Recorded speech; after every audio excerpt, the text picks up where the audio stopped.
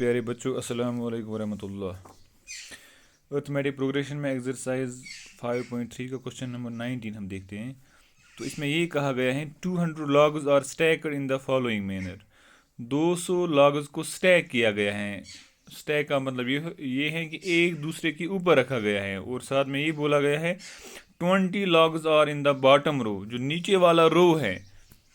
तो इसमें 20 लॉग्स को रखा गया है, 19 इन द नेक्स्ट रो, जो इसके बाद जो दूसरा रो है उसके ऊपर वाला जो रो है उसमें 19 रखे गए हैं, 18 इन द नेक्स्ट रो, और इसके ऊपर जो रो है उसमें 18 रखे गए, एंड सो ऑन। क्वेश्चन में ये बोला गया है in how many rows are the 200 logs placed. ऐसे कितने रोज हैं जिनमें इन 200 लॉग्स को रखा गया है, and how many logs are in the top row, और साथ में ये बोला गया है कि जो टॉप वाला रो है उसमें कितने लॉग्स हैं। Let's try to solve it. तो अगर हम यहाँ पे नज़र डालेंगे तो पहले जो नीचे वाला रो है उसमें 20 लॉग्स हैं, इससे जो ऊपर वाला रो है उसमें 19 है, इससे जो ऊपर वाला रो है 18 है, 17 है, एंड सो ऑन। तो जब हम ये देख रहे हैं कि ये जो लॉग्स डिफरेंट रोज में रखे गए हैं ये एपी बनाते हैं, जैसे पहले नीचे वाले रो में 20, दूसरे रो में फिर 19, तीसरे रो में 18, फोर्थ रो में 17। तो ये एपी बना रहे हैं क्योंकि यहाँ पे जो कॉमन डिफरेंस है वो सेम नज़र आ रही हैं। तो हम लिख सकते हैं बाय ऑब्जर्वेशन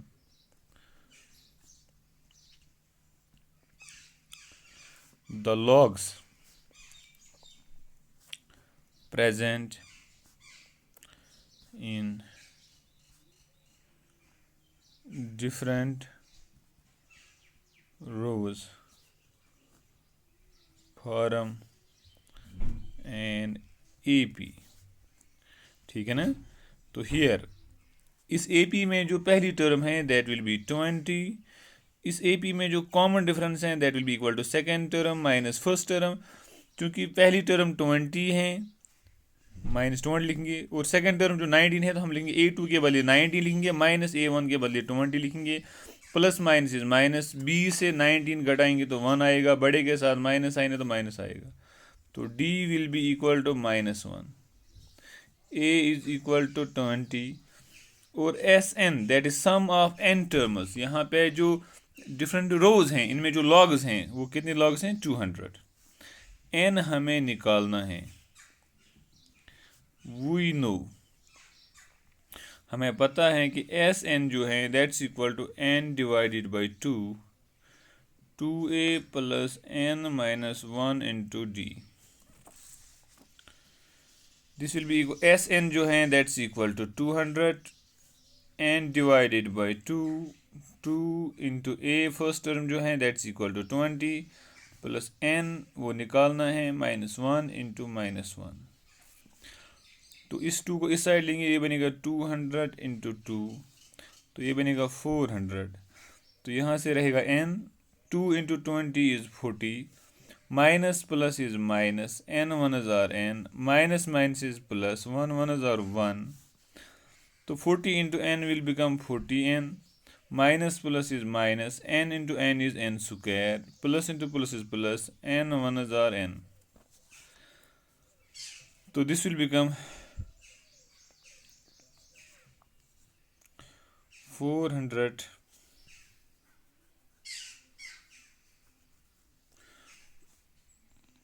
ठीक है ना। 40n plus n will be 41n minus n square. तो इस माइनस n स्क्वायर को इस साइड लेंगे तो ये बनेगा plus n square. 41n plus 41n को इस साइड लेंगे तो ये बनेगा माइनस 41n, और इस साइड में ऑलरेडी 400 है तो प्लस 400 लिखेंगे तो इस साइड में 0 आएगा। ठीक है ना। तो अब यहाँ पे एक क्वाड्रेटिक इक्वेशन बन गई। तो क्वाड्रेटिक इक्वेशन को हम सॉल्व कैसे करते हैं, डिफरेंट मेथड्स हैं हमारे पास। तो यहाँ पे हम मिडिल टर्म स्प्लिटिंग का इस्तेमाल करते हैं, जिसको हम फैक्टराइजेशन मेथड भी बोलते हैं। तो हमें मिडिल टर्म को ऐसे ब्रेक करना है, जिन दो नंबर्स में हम इसको ब्रेक करेंगे उनका जो एडिशन है या सब्ट्रैक्शन है वो 41 के बराबर आना चाहिए, और इनका जो मल्टीप्लिकेशन है वो n2 टर्म्स के बराबर आना चाहिए, दैट मीन्स 400 n स्क्वायर के बराबर आना चाहिए।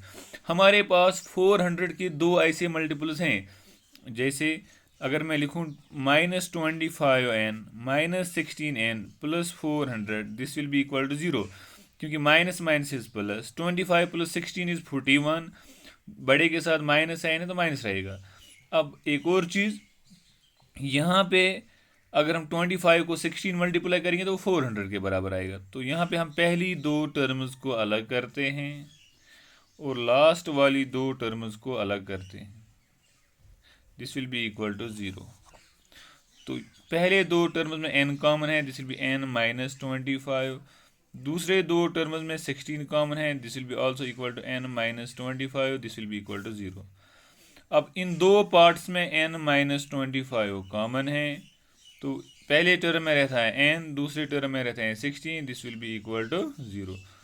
तो हम लिख सकते हैं इधर n माइनस 25 इक्वल टू 0 और n minus 16 equal to 0।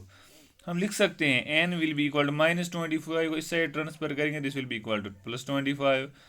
Minus 16 को इस साइड ट्रांसफर करेंगे, this will be equal to plus 16। इसका मतलब ये है, तो हमें एक बताना था कि कितने ऐसे रोज हैं जिनमें 200 लॉग्स को रखा गया। यहाँ टोटल कितने रोज हैं जिनमें 200 लॉग्स को रखा गया। तो या तो ये 25 के बराबर होगा या तो 16 के बराबर होगा। अब हमें देखना है कि हमारे पास 25 रोज हैं या हमारे पास 16 रोज हैं।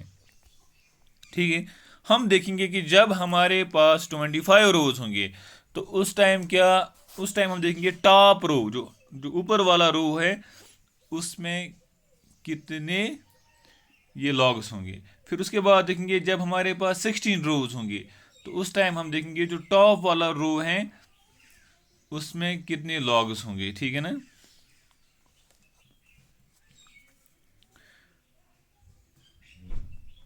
वी नो, हमें पता है a n is equal to a plus n minus 1 into d. A n that means a 25 अगर हम यहाँ पे लिखें तो फर्स्ट टर्म जो है वो 20 है, प्लस एन जो है that will be 25 minus 1 into common difference जो है that will be equal to minus 1। A 25 will be equal to 20 plus 25 minus 1 is 24 into minus 1। या अगर मैं यहाँ पे लिखूँ A 25 will be equal to 20 plus minus is minus 24 1 is 24। A 25 will be plus minus is minus, 24 से 20 घटाएंगे तो 4 आएगा, लेकिन माइनस 4। इट मीन्स अगर हम ये कंसीडर करेंगे कि हमारे पास 25 रोज हैं, जो 25th रो होगा उसमें कितने, यहाँ 25th रो जो होगा उसमें -4 लॉग्स होंगे। It's impossible. हमारे पास जो लॉग्स हैं, it can be 1 log, it can be +2 log, it can be +3 log, it can not be negative. Logs हमारे पास नेगेटिव नहीं हो सकते हैं। इट मीन्स 25, अगर हम ये मान के चलें कि हमारे पास 25 रोज हैं तो हमारे पास जो टॉप वाला रो है वहाँ पे -4 लॉग्स आते हैं, तो ये गलत है। ठीक है ना। तो इट मीन्स 25 वाला जो ऑप्शन हमारे पास है in terms of number of rows वो गलत है।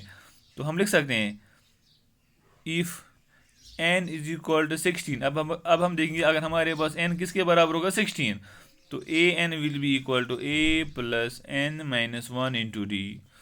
ए 16 will be equal to 20 plus n के बदले 16 माइनस 1 और d के बदले -1। ए 16 will be equal 20 plus 16 minus 1 is 15 into -1। A 16 will be equal 20 plus minus is minus, 15 1 is 15। या हम यहाँ लिख सकते हैं ए 16 विल बी इक्वल टू 5। तो इसका मतलब ये है कि अगर हमारे पास 16 रोज होंगे, अगर हमारे पास 16 रोज होंगे, जो टॉप वाला रो होगा उसमें कितने लॉग्स होंगे 5।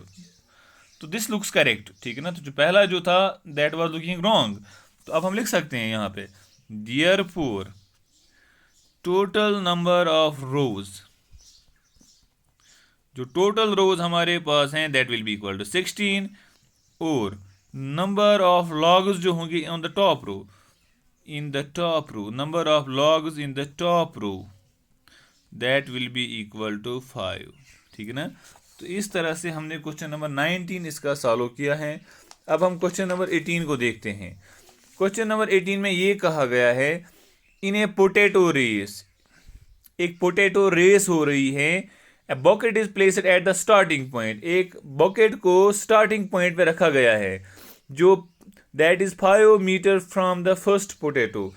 जो बकेट हैं वो पहले पोटैटो से 5 मीटर दूर है। इसके बाद जितने भी पोटैटोज हैं इनके बीच में 3 मीटर की डिस्टेंस है। दैट मीन्स पहला पोटैटो जो है that will be at a distance of 5 metre from the bucket. Second potato जो है that will be at a distance of 5 + 3 metre, that's 8 metre from the bucket. Third potato जो है that will be at a distance of 5 + 3 + 3, that means 11 metre from the bucket. तो question में बोला गया है कि हमारे पास 10 पोटैटो ऐसे हैं। A competitor starts from the bucket and picks up the nearest potato, runs back with it, drops it in the bucket.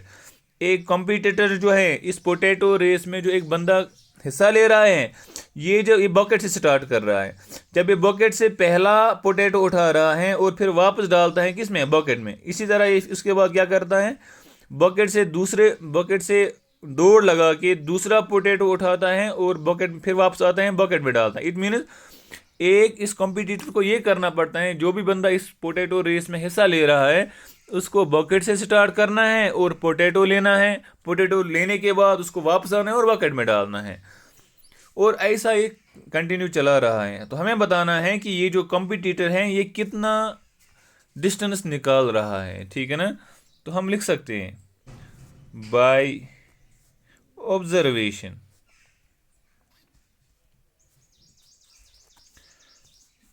the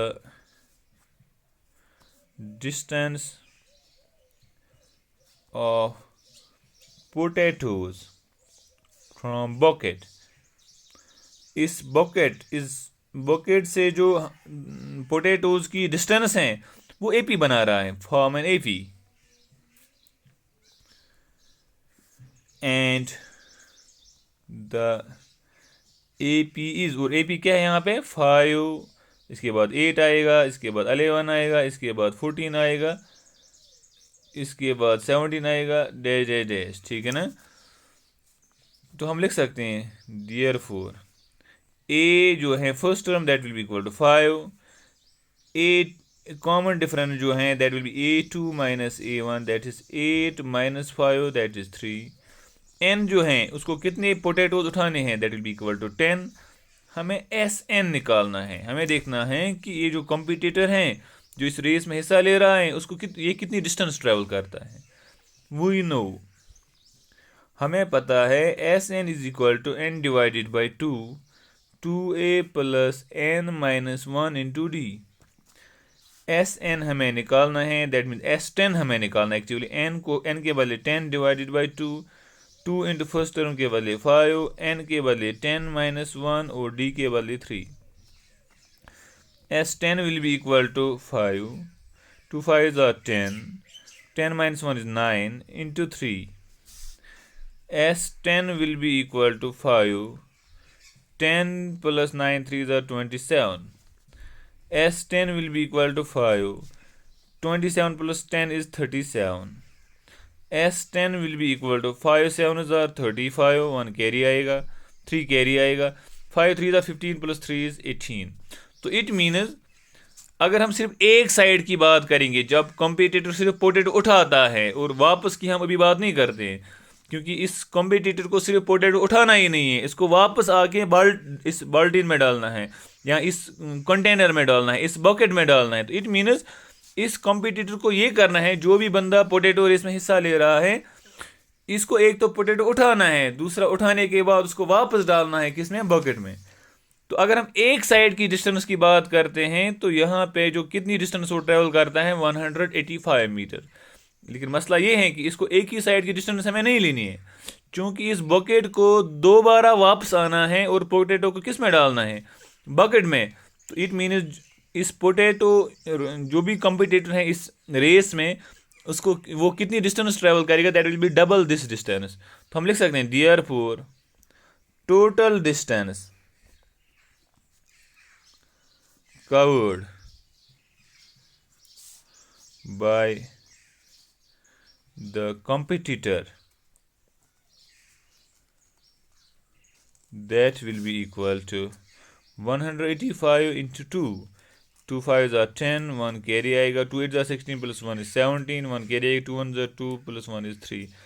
तो ये जो बंदा है जो इस पोटैटो रेस में हिस्सा ले रहा है इसको 370 मीटर डिस्टेंस निकालने हैं। Thank you. इस तरह हमने अर्थमेटिक प्रोग्रेशन कंप्लीट किया। कल हम देखते हैं, कल हम एक नए चैप्टर के साथ आपके साथ फिर हाजिर होंगे। Thank you.